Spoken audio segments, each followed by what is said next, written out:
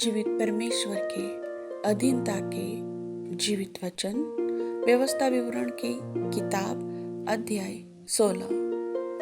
अबीब महीने को स्मरण करके अपने परमेश्वर यहोवा के लिए फसह का पर्व मानना, क्योंकि अबीब महीने में तेरा परमेश्वर यहोवा रात को तुझे मिस्र से निकाल लाया। इसलिए जो स्थान यहोवा अपने नाम का निवास ठहराने को चुन लेगा, वहीं अपने परमेश्वर यहोवा के लिए भेड़ बकरियों और गाय बैल फसह करके बलि करना। उसके संग कोई खमीरी वस्तु न खाना। 7 दिन तक अखमीरी रोटी जो दुख की रोटी है खाया करना, क्योंकि तू मिस्र देश से उतावली करके निकला था।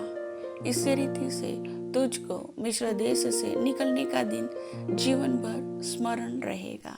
7 दिन तक तेरे सारे देश में तेरे पास कहीं खमीर देखने में भी न आए, और जो पशु तू पहले दिन की संध्या को बलि करे, उसके मांस में से कुछ सवेरे तक रहने न पाए। फसह को अपने किसी फाटक के भीतर, जिसे तेरा परमेश्वर यहोवा तुझे दे, बलि न करना। जो स्थान तेरा परमेश्वर यहोवा अपने नाम का निवास करने के लिए चुन ले, केवल वहीं वर्ष के उसे समय जिसमें तू मिस्र से निकला था, अर्थात सूरज डूबने पर संध्या काल को फसह का पशु बलि करना। तब उसका मांस उसी स्थान में जिसे तेरा परमेश्वर यहोवा चुन ले भूंज कर खाना। फिर सवेरे को उठकर अपने अपने डेरे को लौट जाना। 6 दिन तक अखमीरी रोटी खाया करना, और 7वें दिन तेरे परमेश्वर यहोवा के लिए महासभा हो। उस दिन किसी प्रकार का कामकाज न किया जाए। फिर जब तू खेत में हंसुआ लगाने लगे, तब से आरंभ करके 7 सप्ताह गिनना।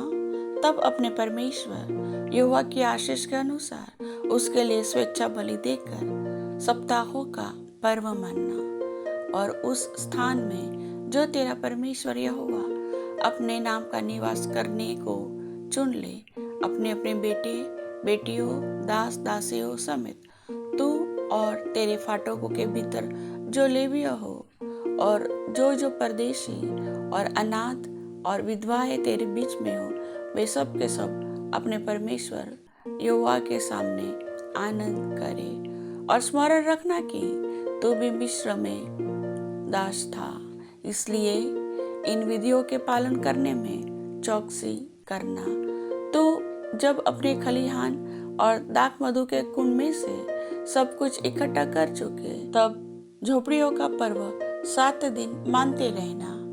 और अपने इस पर्व में अपने अपने बेटे बेटियों दास दासियों समेत तू और जो लेवीय और परदेशी और अनाथ और विधवाएं तेरे फाटकों के भीतर हो, वे भी आनंद करे। जो स्थान यहोवा चुन ले, उसमें तू अपने परमेश्वर यहोवा के लिए 7 दिन तक पर्व मानते रहना, क्योंकि तेरा परमेश्वर यहोवा तेरी सारी बढ़ती में और तेरे सब कामों में तुझको आशीष देगा, तो आनंद ही करना।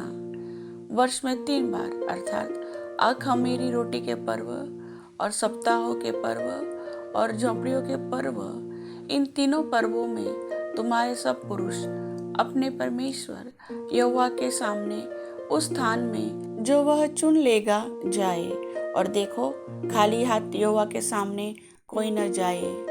सब पुरुष अपनी अपनी पूंजी और उस आशीष के अनुसार जो तेरे परमेश्वर यहोवा ने तुझको दी है दिया करे। तो अपने एक एक गोत्र में से अपने सब फाटकों के भीतर, जिन्हें तेरा परमेश्वर यहोवा तुझको देता है, न्यायी और सरदार नियुक्त कर लेना, जो लोगों का न्याय धर्म से किया करे। तुम न्याय न बिगाड़ना, तो न तो पक्षपात करना और न तो घूस लेना, क्योंकि घूस बुद्धिमानी की आंखें अंधी कर देती है और धर्मियों की बातें पलट देती है।